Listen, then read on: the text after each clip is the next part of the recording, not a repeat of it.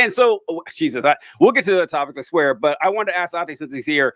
We were discussing this the other day, Ate, that everyone hates our healthcare system. We all do. It's weird to me that conservatives do. I couldn't tell you like what the fuck they want. I mean, like they want it. Because They they don't want want universal health care. they don't want that. They want what we have, but worse. They don't want Obamacare. They want companies to be able to deny you because of pre-existing conditions. I mean, I guess that's what they want because they didn't want it to go That's the thing, away. teacher. I actually don't know what I don't know What the like fuck? I know what like the I don't think- Republicans say, the politicians say. I don't know what like your I fucking don't think they know what they anti-establishment want. Joe Rogan MAGA guy says. Like I That's really don't know. I don't that's think what they know. they don't. But they do know one thing. I don't want government-run healthcare. Like that's what I mean, they all They say don't it. want So, communism. exactly. And so want that's what I was going to ask. I said, what do you think? Because John and I'm really mad about this. Whenever I see this, like we're Yeah. talking about now, it's like, oh, everybody across a political spectrum, they hate it. Then what the fuck does the right want? Please tell me. I'm in. I'd love to hear your answer because you don't want a public option. You don't want universal health care. You want to, like, what do they always say? They say destroy the lines between the states and increase competition. Yeah. You have no idea what you're talking about. So, like, basically the question we're asking here, do you think that we are on the precipice of getting universal health? Because I am not convinced that we are. I'm not. What do you think, Ante? Oh, dude, thank you for asking. This is going to kind of be a long-winded answer because it goes into something that's been kind of my special interest for the past like month now. And so as far as politics goes, which is like the deep propaganda that has resulted. So I was talking to my friends about this and telling them that the Cold War, or like World War II and the Cold War, is the most important event in the history of it shaped everything that about the way the world functions. The United States, the Middle East, everything about the way the world functions came from this Cold War of ideologies between communist Russia, the USSR, and the United States. And it was a battle of propaganda in ways that were not even like completely apparent at the time and are just now, like, we're just now starting to fully grasp just how deep the propaganda goes. And it's and the battle of ideology goes so deep that it did affect how Americans for decades up until this point view things like communism and socialism and things that they consider to be communism and socialism, whether those things are objectively good for everybody or not. And so are we ready for universal healthcare? Like, is that a possibility? Dude, I don't think so. The propaganda is too deep. The soil is too red. It's way too red. They don't like the United States healthcare system. They know that innately. But the idea of the concept of a free universal healthcare option that the government pays for is something that on an intellectual level they just cannot, their brains are not wired to accept it. Like it is a really big task for a conservative to break out of that. TJ, like there's not too many of there's a good amount of them, but there's not too many conservatives turned full-on leftists, because breaking out of that, it's easy to like turn leftists in the social ways, to be pro-LGBT, to be okay with I'm saying trans people and things of that nature. But like class and like economics is a completely different battleground. It's completely different because there's just so much propaganda against any form of socialism or communism that came from the Cold War that these motherfuckers, I doubt even if you told a right winger that like told them all the ways in which a universal healthcare system would benefit all of us, including them, including their grandma, including their child, they'd be like, nah, it's communism, can't rock with it. That's what I'd be seeing in the comments on Twitter. The motherfuckers be like, it's communism, dude, that's fucking commies. We don't want that shit. So short answer, absolutely fucking not. We're absolutely fucking not, dude. Yeah, we're not nowhere close. That's what I think too. John disagrees with us, so I'll let John hop in too. But I'll say something to piggyback on what you just said there. I'd say is that conservatives, like, it doesn't matter when you tell them, well, I don't see anything, but like when you break down the logic and the economics of this, and the reason is because, like, listen, I hate the capitalists, but gotta hand it to them. excellent century of propaganda they put up ever since the Russian Cooked. They Revolution. cooked. Yeah, Mike, like game, like yeah, I recognize when they did a good job, but Recognize this game. they did, yeah, right. It's incredible. And so, as a propagandist myself, I have to tip my cap to how well they've done. But the thing is, it's like they've convinced 3 generations of conservatives now that embracing socialism or, God forbid, communism, in order to do that, you need to like reject your patriotism. Like that, I mean, it's literally like renouncing your citizenship to the United States to say, oh no, I'm gonna embrace this new economic model. Wild that you would tie an economic model to your love of your National nation. identity. Insane that worked, but it worked really well. So, but John, I know you disagree. What do you think? Okay, so I disagree with this on a couple levels. I'll tell you, I'm wondering, how old are you? 24. No, he's gonna you're unk you. you're What the younger, fuck okay. here? He's gonna little bro me. you. He's Holy gonna little shit. bro me. Holy shit! I was like, all right, then rub his Wait, head. let him cook. Let him cook. Let him cook. Let him cook. So I feel like when it comes to, because I think universal healthcare is, of the socialist policies, the first one we will get. Okay. And I think one of the reasons for this, you're right, you know, the Cold War, very good propaganda, but like, it's not like America was the only capitalist country propagating this propaganda. Every one of our allies was doing the same thing. And yeah, we were the spearhead, we were leading it, but like every country you see now, UK, France, whatever, Canada, they're also capitalist fucking propagandists who were on our side in the Cold War. So like, it broke through to them. It's got to come our way eventually. And the thing is, I do think there is a serious divide between people who lived through that or close to it and people who didn't. People our age, like, that propaganda barely fucking scathed me. It's, yeah, I grew up in the American education system and all that, but like, I wasn't programmed to hate communism in the same way that my dad was. You know, that it is not nearly as strong. And so it was a lot easier to break. And I see that with a lot of younger people who actually get involved in this shit.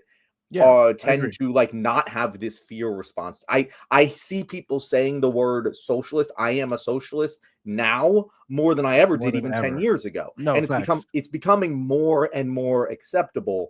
And I do think that universal health care, while it's not really a socialist policy. I guess we own the means of production of the insurance industry, but like, of the socialist policies, we've already seen other hyper-capitalist nations implement it. It's not the fall of the fucking Berlin Wall, but in reverse. It's something that they might allow to happen. And lastly, I had a point and I was going to make it, and I'm completely forgetting what it was. But I really wish I could remember it because it was a good one. TJ, take it away. I was thinking what you were saying in 2 prongs. First is that it's my turn to be the grandpa here. My turn to tell the Lord over everyone else with my experience in here. So I think that the point you talked about with the other nations adopting universal healthcare, even though they were capitalist nations, I think that is different from the United States in one main reason, in how early they did it. Most of these nations adopted universal healthcare, some like pre-Cold War, and by pretty much everyone had done it by the 60s and 70s, which the Cold War was going on then. But that's where I think the transformation for us at least happened. Like, the Cold War reached its zenith during the 80s, during the Reagan era. And at least the propaganda part, where we were all fall in line, the evil commies and shit. And I think that left an indelible stamp for the next, 50, 60 years. Like, it's gonna be hard to overcome that because the vestiges are still there. And I think that if maybe it were to happen, it would have to be like maybe after my generation is gone. I think like really, because like I still remember that. I still remember the propaganda that goes through there. And the fact that the other capitalist nations did so before that happened, I think we're a little bit different than that. I think it's possible. I just think the battle would be so strong because the well has been poisoned so thoroughly that it hasn't. It hasn't. Like that. Like, you look at like polling with this specific issue. It is a favorable, like, it's not like we're fighting an uphill battle. We're fighting an uphill battle against entrenched power. But in terms of general popularity with this policy, it is a popular policy. I agree. It is. I've read 60% of Americans are favorable to some sort of like universalized healthcare system, so on and so forth, right? That is true, but I mean, I think to push back a little bit on what you said earlier about how the other countries were doing it too, and how, you know, but even though America was like the spearhead, I think like it's important not to discount the fact that America was the spearhead. Like America's greatest cultural export for the last 70 years has been anti-capitalism. That is what we have brought, or anti-communism. That is what we have given to the world in our music, in our movies, in our fashion, in our politics, in our books, in our poems, in our talk shows, right? And America being the dominant exporter of cultural goods, right? Of all those things that I just listed, and being the, you know, principal manufacturer of all anti-capitalist sentiments, and as well as the fact that I think what was different, and I could be wrong, right? Because I wasn't around, but I think what was different is that in America, our survival, the survival of the American people, the you know, ability for America to thrive, the ability for American people to live their lives was innately tied to, inextricably linked to their hatred of communism. That was it. It's, if you don't hate communism, dude, it must mean you want your granny to fucking starve to death. Yep. That's crazy. If you don't hate if you don't despise communism, it must means you want the USSR to come here and take away your speedboat. And I think part of it, and then another thing is that like American excess, right? This idea of consumerism that was pushed out by America onto the world, but like centralized in the United States, where everybody had to have everything. The big jump to super malls in the 80s and things of that nature. It tied us to our goods. It tied us to our materials, right? The propaganda worked best for us than any other country, twofold, because our survival was tied to the hatred of communism, but also like our vibes were too. Like, dude, you can't vibe as well as you know, you can't vibe anywhere else in communism like you can vibe here in the US. You can't own a nice little, you know, car like here that like you can in communist Russia. And I think because of those two things, like TJ said, the well was thoroughly and effectively poisoned. But I do agree that my generation now is the most accepting of socialist ideas and socialism and communism and Marxism of any other generation I've seen. But even so, it's got to be another 20, 30, 40 No. before. Let me tell you how long it's going. Like, I've been saying this on the show for a little while, and just like Yes. the more time goes on, the more it feels like that I'm right about this. Oh. There's going to be a massive transfer of wealth over the next 10 to 20 years as the boomer generation dies. Mhm. And that transfer of wealth is going to go. It's going to skip over the Gen Xers, who are very small, although very fucking conservative. And it's going to go to the millennials, who are the first generation in recorded history to not grow more conservative as they age, and in fact, go farther left. And when that happens, when you have a generation of millennials who, for the most part, did not have this well poisoned, and suddenly they have a lot more money and all of this resentment built up over their adult lives for the systems that be, because they couldn't buy that house until like just now, you know, whatever. I think that that is the moment where lightning strikes. And also, it will happen to coincide with the time when white people become a plurality in this country. It will happen to coincide with the time now, looking like after another 4 years of Trump is when it's going to fucking start. Yeah. I don't know. I think that we could, and it's again, I'm believing this. Like, I am someone who thinks this is going to happen, and I was taken aback by the reaction to this Luigi thing. I could not believe how many people felt this way.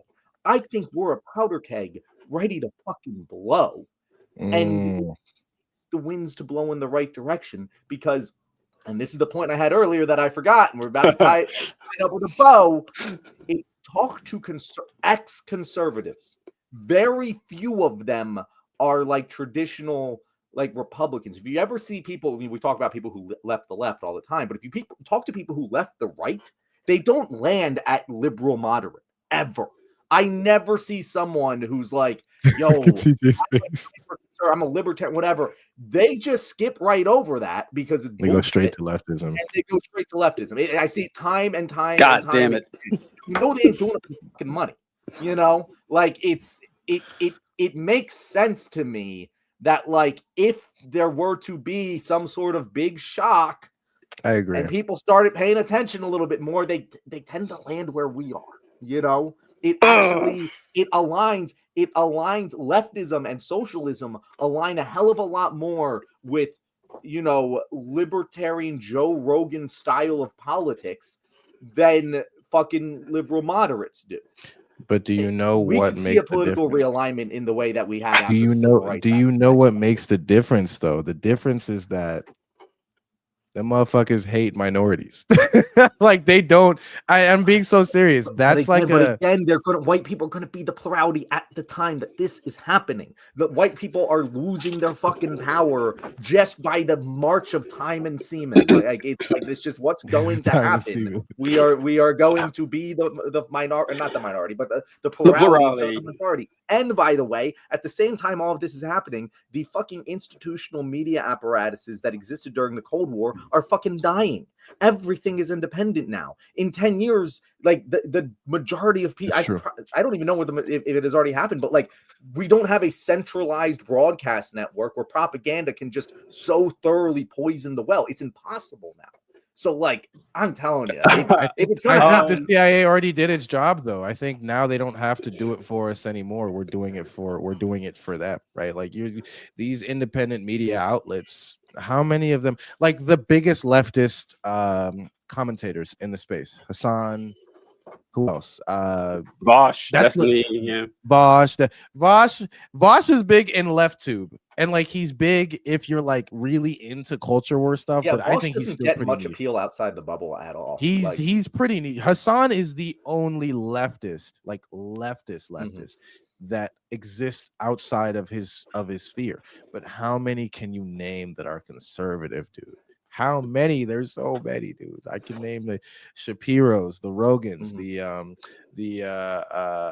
Matt Walshes, the fucking Candace. So, and they have such a wide array. Like all respect to the conservative people, they got more diversity than I ever seen in my life. They got Asian women, black men, they got white men, they got gays, they got a couple trans people, they got the whole Power Rangers team lineup. Power Rangers.